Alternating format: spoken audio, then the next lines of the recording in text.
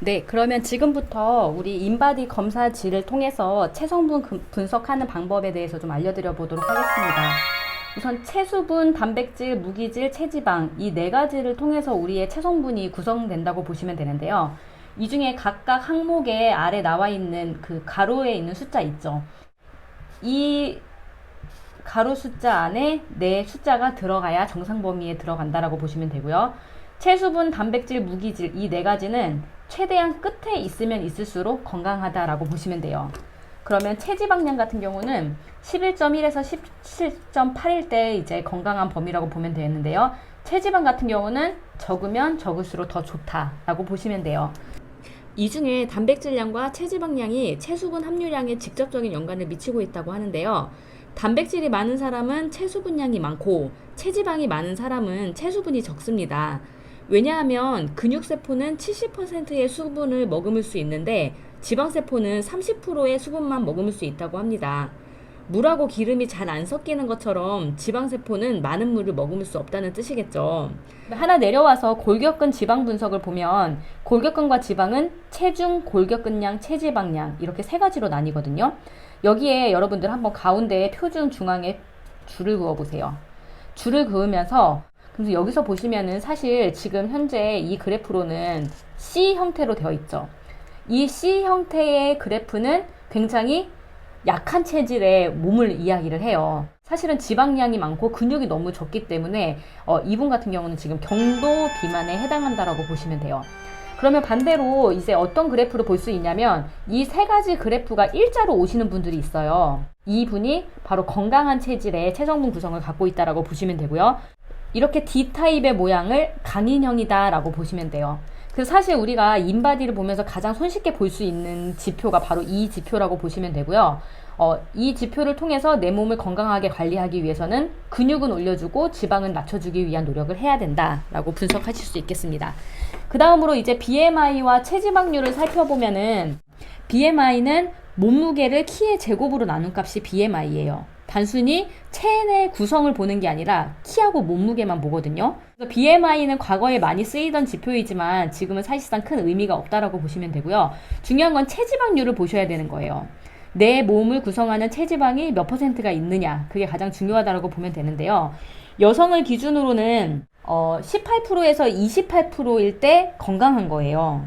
근데 28%, 여기 28% 이상이죠. 28% 이상이면 경도 비만이라고 보시면 되고요. 33% 이상이면 비만에 해당합니다.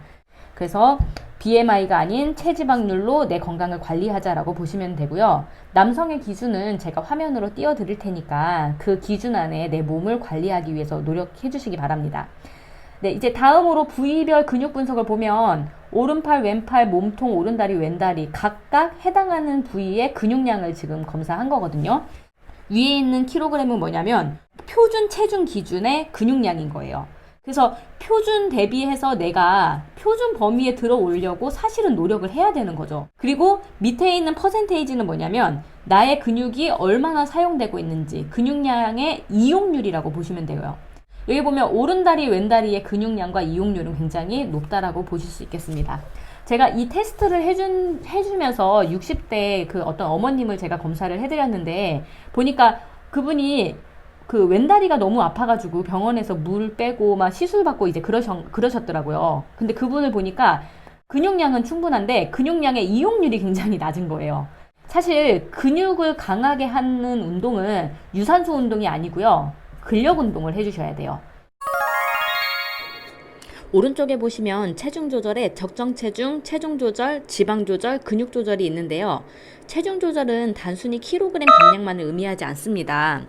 나의 체성분 상태를 정확히 분석하여 지방은 빼고 근육은 올려야 요요가 없습니다. 우리가 굶어서 살을 빼기도 하는데 굶어서 빼는 살은 수분, 근육부터 손실이 되거든요. 그래서 바로 요요가 오기 때문에 우리가 다이어트를 할 때 제대로 된 다이어트를 하는 게 너무나 중요합니다. 다음으로는 영양평가가 있는데요. 우리가 평상시 섭취하는 단백질, 무기질량과 체지방을 파악하는 지표입니다. 양질의 단백질과 미량 영양소인 미네랄 섭취로 건강한 몸을 만드는 기초를 다지시길 바라고요. 내장지방 레벨 또한 우리의 건강과 직결되는 지표입니다. 내장 지방은 피부 아래에 쌓인 피하 지방과는 달리 장기 사이사이에 낀 지방인데요. 굉장히 잘 붙고 잘 빠진답니다.